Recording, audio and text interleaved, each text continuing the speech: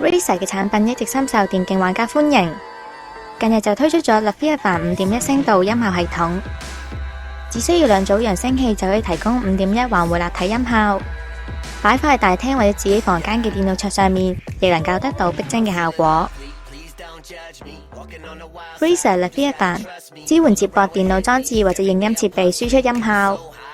亦都加入咗藍牙同埋 NFC 功能，方便用家二流動裝置連接。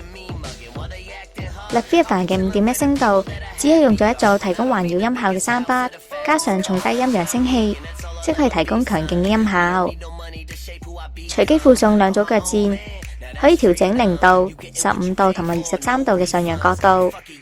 等用家按擺放位置調校最佳嘅收聽角度。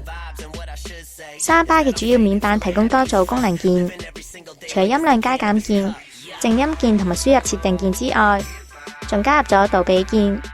啟動之後環繞音效大大提高，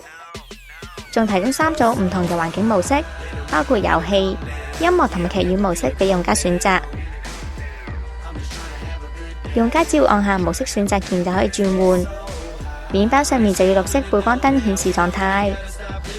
同時3巴內建4組經過專門調校嘅驅動器，包括2組主要負責全音域音效輸出嘅 2.5 驅動器，頻率由20 Hz 至到180 kHz， 而另外2組負責高音嘅驅動器就係 0.47 寸，總輸出功率為 30W， 響應頻率由180 Hz 至到20 kHz， 阻抗為4音。Razer Leviathan 加入咗 NFC 連接功能，成個配對程序只需要10秒左右。佢採用咗藍牙 4.0 aptX 像無線音樂串流，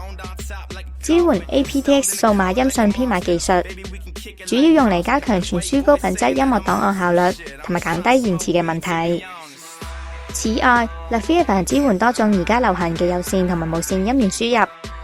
包括傳統嘅 3.5mm 濾記音源輸入，